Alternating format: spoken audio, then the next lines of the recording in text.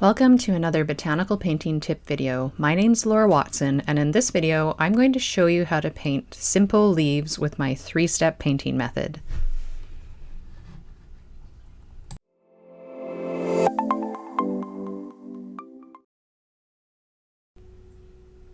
I'm starting off by dividing a large piece of paper in half with my paper cutter. This paper is 11 by 14 inches, and I'm going to cut it in half and then 3-hole punch it and add it to a binder that I keep all my practice exercises in. I'm dividing up one of those papers into 3 sections so that I have a nice even spot to do my 3 steps and demonstrate them for you. And I've just written out step 1, step 2, step 3, and I'm going to show you systematically how each step comes together. We're going to be painting very simple leaves today, and I'm using Shadow Green by Holbein for my paint color. For the type of paper I'm using, I usually use 140-pound cold press paper by Fluid brand. So what I'm doing here is using a number 4 brush, and I'm creating simple leaves by using the tip and the belly of my brush. And I put my brush on the upright and use the very tip to do the thin part of the line, and then I push down and drag to create those nice thick parts for the leaves. Step 1 of my 3-step painting method is all about creating the base shapes for what you're painting and creating tonal variation. So as you can see, the leaves started out darker and now they're going lighter. And I've done this by just dipping my brush in the water, dabbing it on the paper towel to get a little bit of the paint off so that it goes lighter. And this is the very basic way of showing tonal variation. You can see I dipped it and dabbed my brush, and now I'm doing an even lighter leaf.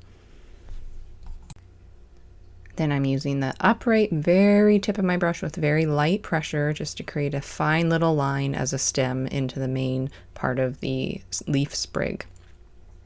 Now I'm going to do the same thing for step 1 and 3. So I'm just sort of making 3 variations so you can see step 1 on its own, and then step 1 and 2, and then again step 1, 2, and 3 below. So I've just sped this part up a little bit, and you can see again I'm starting with my very darkest color, my very concentrated mix of shadow green. I paint my stem, and then I paint a few more leaves, and as I paint, the paint gets a bit lighter, but then I do my dip dab method. So I dip the brush, dab it, paint a lighter leaf, join the little stem into the main stem. And this is very much the majority of how step 1 comes together. Now for step 2, I've switched to my 00 brush, and step 2 is all about adding veins and contour lines and creating some detail and shape with dry brushing. So I'm just adding some thin veins, or like a midrib down the center of each leaf. Still using shadow green as we will for the whole tutorial. I start at the darker leaf because my paint will be darker, and then I move down to the lighter leaves. And now I'm using my brush on an upright again to get a nice thin line, and I'm using really light pressure just to add those secondary veins in on my leaf. And these are very simple leaves, so of course you can change up where your tonal variation is going to be and have more complex lines and contours in step 2, but this tip video is meant to keep things really simple so you can just see the basic steps that bring my 3-step painting method together. So that's it for step 2, nice and simple. It's all about keeping your brush on an upright and using light pressure. I'll be doing the exact same thing to this bottom leaf and just lightly adding in those little secondary veins, and then we'll start on step 3.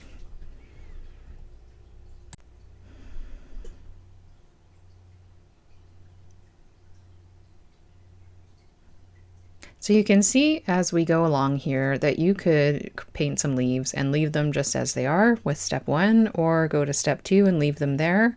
It's completely up to you if you want to take things farther and add more depth and contrast, which is what we do in step 3. For most of my botanical paintings, I simply create a very dark mix. I often do this by adding neutral tint to whatever mix of color I'm using for my stems and leaves.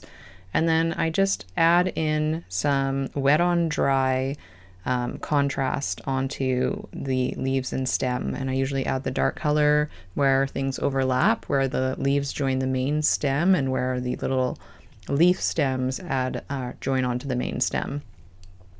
Anywhere you think that there might be a little bit of shadow or things are joining or overlapping. And again, I'm using my 00 brush with light pressure, and to get a nice fine line, you just want to use it right on the upright point of its tip.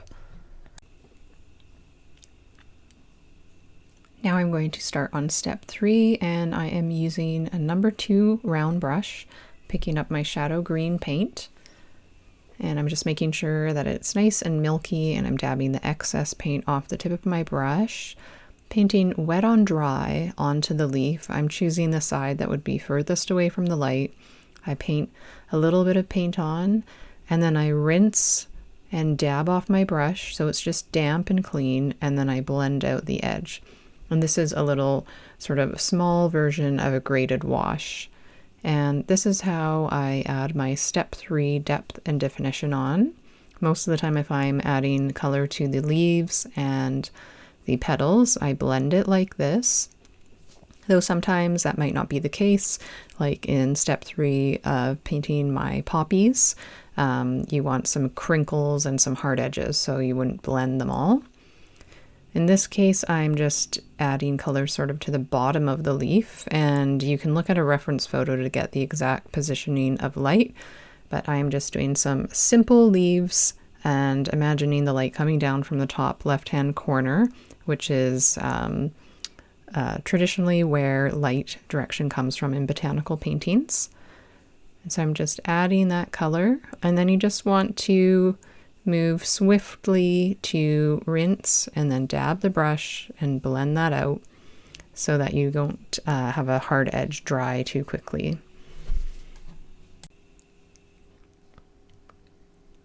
And that is it for my 3-step painting method. I hope you enjoyed this video, and I hope that you give it a try as well.